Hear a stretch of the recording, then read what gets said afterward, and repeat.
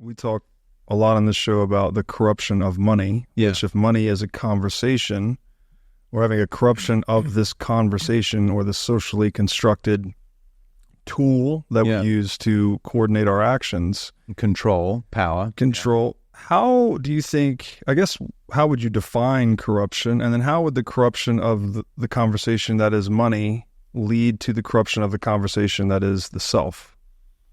I think it's the other way around. So Okay. I think, as I was saying earlier, predominantly because we are wired, certainly in this current iteration of the human being, and what I'm working on, my work is this, it's not even an upgrade, it's the realization of a new type of human being, a new type of operating system. So the one that I call currently is this 1.0 mindset, which is based in fundamentally limitation, fear, and suffering and disease, right? So that's the cascade. If by design you're living in these constraints of your subconscious, which everybody is, it's not bad, doesn't make you a bad person, but it's going to drive all of the dysfunction and the things that you struggle with where you have problems and you're upset, then you are going to have the predominant underlying emotion, which is fear, some kind of concern.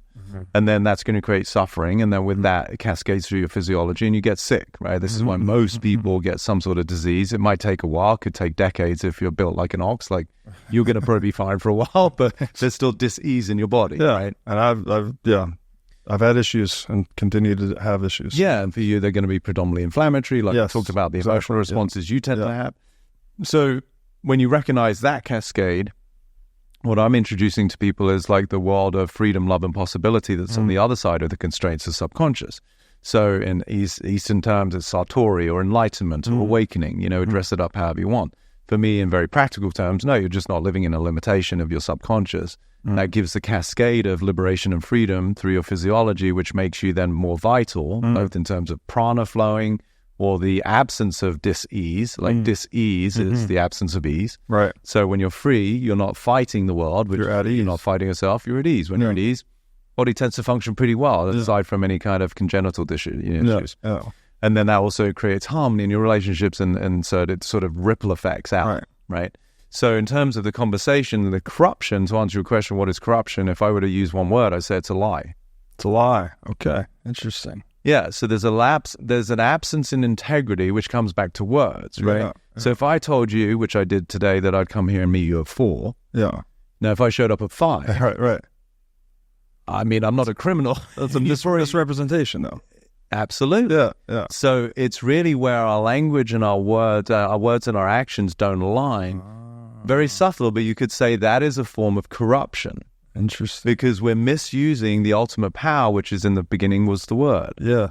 Again, I'm not particularly religious, but you can pull tenets and see the power of actually language. Right. So what I love about words and why I say I traffic in language is because if you know magic, everybody who's watched a magician, whether it be on TV or live, they will say, albeit maybe old school now, abracadabra. Yeah. I don't think David Blaine says that. The more contemporary magicians. Definitely a magic term. No, they're very sophisticated. But the actual Hebrew translation of abracadabra, which is beautiful, and when I heard that, it just like sent shivers through my spine, was, as I speak, so I create. Wow. So who we are, ultimately, in terms of the ability to use language, is we're magicians. The world is made of pixie dust. So you start to recognize that our words create our reality. Now, to the degree that we're not corrupt, to the degree that we're not out of integrity. Right. If somebody says, I'm going to lose...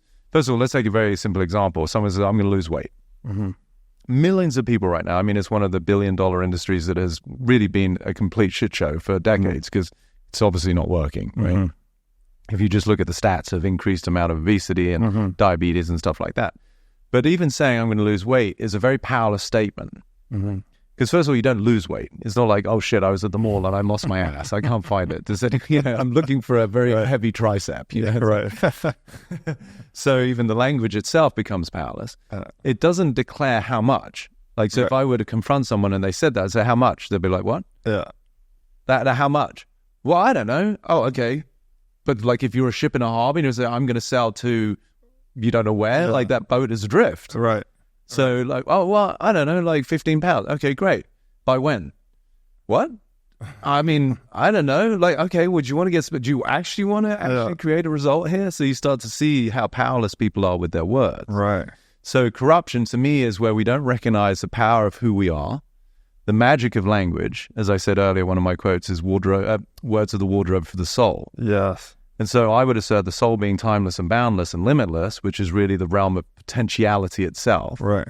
You can't realize your potential. You can continue to access it. Yeah. That's if a coach or a spiritual teacher is like, I'm going to help you realize your potential, I'd say run, right? Because potential to me is a mountain without a top. It's a never-ending prophecy. So yeah, if you realize the potential, then you've actualized it, then it's no longer potential. What's next, right? This is where you see athletes who actually accomplish their quote-unquote childhood dreams, and then they go into depression. Yeah. Because they weren't dreaming big enough. Right. They actually got to the end point of their conversation. Yes. Not what's possible. Right. And when you really understand what we think is possible, even people with great imaginations, is not what's possible. Yes. It's a real mindfuck, right? Like what you think is possible as a very smart guy, well-traveled, well-read, is not what's possible. Right. It's a spec. Yes. As to what's possible. So then when you start to entertain that, this whole realm of realizing potential is an ongoing prophecy, which is a good thing. I mean, it can be exhausting at one level because like, damn it, I just got to Sure. Right. So to come full circle, because I know I'm downloading a lot, but in terms of like corruption as it relates to money, it's really where, in lay terms, we're being lied to. Yeah.